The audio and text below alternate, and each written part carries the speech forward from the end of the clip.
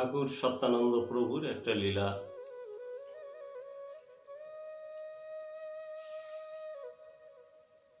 1973 খ্রিস্টাব্দ।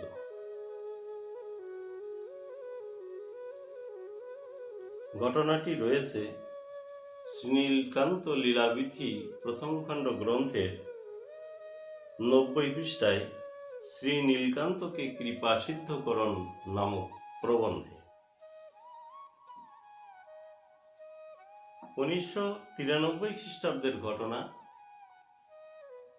পূর্ণ মকর সংক্রান্তির মেলা পাখানজোড়ে চলছে। গতদিন গঙ্গা স্নান হয়ে গেছে। বর্তমান ভ্রাতৃ মিলনোৎসব চলছে। প্রতি বছর বহু ভক্ত দূর দূরান্ত হতে তাদের প্রাণের ঠাকুরের আকর্ষণে পুণ্যভূমি পাখানজোড়ে হাজির হন। কেননা চিৎশক্তি চিৎঘন চিদাকাশে ভাসে যেন চিত্তামদে মত্ত সদারয়, শান্তি মধুর সুত পুণ্য প্রেম পারিজাত বিতরিল এমর ধরায়। সে বিশুদ্ধ প্রেমকণা লবিয়া সব ভক্তজনা জনে জনে হলো সিদ্ধজন।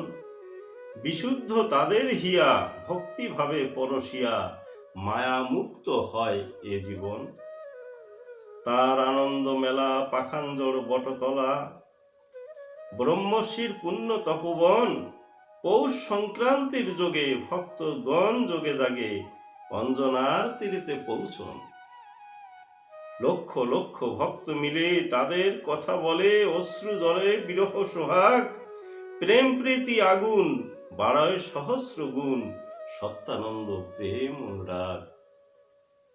এই যে পরম প্রভু, তার প্রেমের অনুরাগ পাওয়ার জন্য সেই পৌষ সংক্রান্তির মেলায় ভক্তগণ বুঝে না বুঝে অগণিত ভাবে উপস্থিত হয়ে থাকে। আমরা দেখেছি, আপনারাও দেখেছেন। আমরা গিয়েছি, আপনারাও গিয়েছেন। এই যে পুণ্যতোয়া অঞ্জনার পারে তৈরি হওয়া যে আশ্রম সত্যানন্দ লীলা নিকেতন, কত সুন্দর। আজকে ঠাকুর একটা লীলার অবতারণা করলেন। ভক্তগণ সব বসে আছেন, বিশিষ্ট ভক্তগণ ঠাকুরের সকলে এক জায়গায় বসেছেন। ঘটনাটা আমাকে ঠাকুর শ্রী নীলকান্ত গোস্বামী পাদ বলেছিলেন এবং পরবর্তীতে একদিন শ্রী রামানন্দ ব্রহ্মচারী, যিনি ঠাকুরের একখানা হাত স্বরূপ, যেমন আমি বিভিন্ন জায়গায় বর্ণনা করেছি, ঠাকুরের দুখানা হস্ত হলেন স্বামী বীরানন্দ ব্রহ্মচারী, স্বামী রামানন্দ ব্রহ্মচারী, দুখানা হস্তস্বরূপ। তাই সেই রামানন্দ ব্রহ্মচারী প্রভু সুন্দর আমাকে এই কথা একদিন বলেছিলেন। কথাটা ঠাকুর নীলকান্ত গোস্বামীর ভাষায় হচ্ছে যে আমি, শৈলেন্দা, মহেন্দা, রায়দা, বীরেন্দা সবাই আমরা বসে আছি। বাবা মহামানবদের কথা আলোচনা করছেন, তারা কিভাবে শিষ্যদের মধ্যে বেঁচে থাকেন, সেই সব কথাগুলো হচ্ছে। এখন আলোচনা করতে করতে এমন পর্যায়ে আসছে, বিভিন্ন মহামানব কিভাবে তারা একজন, সে গুরুদেব, সে শিষ্যের মধ্যে কিভাবে ছিল, কিভাবে শিষ্যের মধ্যে দিয়ে পরম্পরা ক্রমে বেঁচে থাকেন, সেই সব কথাগুলো হচ্ছে। তখন ঠাকুর কি করলেন, একদম লাফ দিয়ে উঠলেন, লাফ দিয়ে দাঁড়িয়ে পড়লেন। দাঁড়িয়ে পড়ে একদম বিবস্ত্র হয়ে দিগম্বর হয়ে গেলেন, মানে বস্ত্র খসে গেছে, দিগম্বর হয়ে দাঁড়িয়ে পড়েছেন। দাঁড়িয়ে পড়েই লাফ দিয়ে যে নীলকান্ত গোস্বামীর মাথায় চেপে ধরেছে। বলল, বাবা আমাকে যখন চেপে ধরলো, ঠাকুর আমাকে বলেছিলেন কথাটা, রামানন্দ স্বামীজিও আমাকে বলেছেন। আমি জিজ্ঞাসা করেছিলাম যে কাকু এই ঘটনা কি ঘটেছিল? বলে, হ্যাঁ বাবা ঘটেছিল, আমি ছিলাম সবাই। তাহলে দুইজন মহামানব যখন একটা ঘটনা বলেছেন, এ তো মিথ্যা হতে পারে না।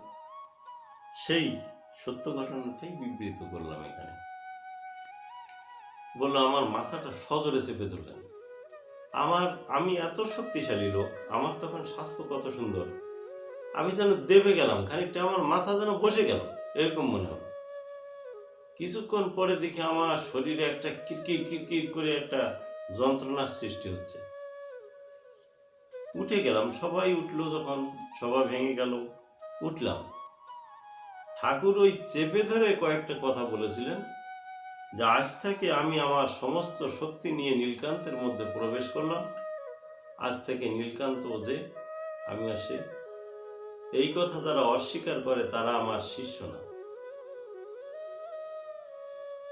তা এই কথাগুলো তিনি বলেছিলেন।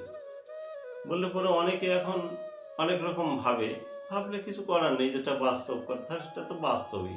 স্বামী রামানন্দ ব্রহ্মচারী তো আর মিথ্যে কথা বলবেন না, তিনি ওই একই কথা বললেন। যাই হোক, এই কথাগুলো যখনই বললেন খুব ভালো লাগলো। নিজের গুরুদেবের কথা শুনলে কার না ভালো লাগে, আমারও খুব ভালো লাগে। ওইভাবে ঠাকুর দিয়েছেন। দিলে পরে 2-3 দিন বলে যে 2-3 দিন বাবা আমি ঘুরে বেড়াই, শরীরে কোনো স্বস্তি পাই না, আমার যেন কোনো অসুস্থ শরীর এরকম মনে হয়। তো একদিন হাঁটতে হাঁটতে যে বাবাকে জিজ্ঞাসা করলাম যে বাবা আমার শরীরে এইরকম হচ্ছে, এ তো বুঝতে পারছি না। বলে তুই বোঝস না, 17 জন মহাপুরুষের শক্তি তোর মধ্যে প্রবেশ করলো। 16 জন মহাপুরুষ আমাকে আশীর্বাদ করেছে, আমিও সেই সঙ্গে আশীর্বাদ করলাম, তাহলে 17 জন মহাপুরুষের শক্তি তোর মধ্যে প্রবেশ করেছে। তুই বুঝতে পারস না তোর কি অবস্থা হচ্ছে? কয়েকদিন পরে ঠিক হয়ে যাবে, তখন বুঝতে পারবি কি শক্তি প্রবেশ করেছে। বলে কয়েকদিন পর থেকে এমন দীক্ষা নেওয়ার ভিড়, পুকুরের জলে চান করতে নেমেছি সেইখানে দাঁড়িয়ে দীক্ষা দেওয়া লাগে, রিক্সায় যাচ্ছি সেই রিক্সায় বসে দীক্ষা দিতে হলো। বলেছে বাবা সে যে কি ব্যাপার, বলে আমি 17 দিনে এক মুখে 5,500 লোককে দীক্ষা দিয়েছি।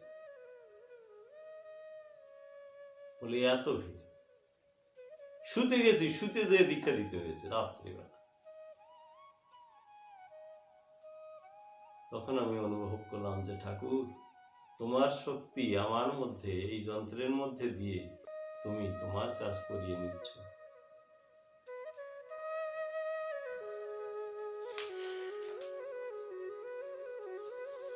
স্বামী রামানন্দ ব্রহ্মচারী এই কথাটা যখন বলেছিলেন তখন আমরা বহু লোক একত্রে ছিলাম, কারণ আমরা উৎসবের কালেকশনে বেরিয়েছিলাম গ্রামে। যেমন আমাদের ফটিক কাকু, ফটিক গোসাই যাকে বলা হতো, যে ফটিক বাওয়ালি, তারপরে গোবিন্দ মণ্ডল, গণেশ সরকার, এই ধরনের সব কাকু গোসাইরা সবাই ছিলেন। সেইখানে এই কথাটা বিবৃত করেছিলেন। ঠাকুরের শক্তি তিনি কার মধ্যে কিভাবে ব্যক্ত করবেন তিনিই জানেন। এই জন্য আজও যে সেই শক্তির প্রতীক আমরা যাকে যাকে সেই গুরুস্থানীয় দেখি, সেই শক্তিগুলো যে তাদের মধ্যেও বিদ্যমান, এটা আমাদের মানা উচিত। বা আমাদের যদি কারো মনে কোনো ধারণা থাকে যে অমুক কিছু জানে না, অমুক কিছু বোঝে না, এইটা সবচেয়ে খারাপ জিনিস। কেননা আমি যে বুঝি না সেইটি হচ্ছে ঠিক। কেন ওই মানুষটাকে ঠাকুর কিভাবে ভালোবেসেছে, ওই মানুষটাকে কিভাবে ঠাকুর নিয়ে চলতে চেয়েছে, একে আমি বুঝি না। অর্থাৎ আমি যে বুঝি না এইটা ঠিক। যাই হোক, সকল বোঝাবুঝির বোঝা মাথার থেকে চলে যাক, একমাত্র সোজা বোঝা, হে ঠাকুর তুমি সব, তোমাতেই সব, হে ঠাকুর সকলকে তুমি তোমার করে নাও, এইটাই আমার শেষ বোঝা। জয় জয় বিশ্ব সুখ সত্যানন্দ প্রেমানন্দে হরিধ্বনি হরি বল।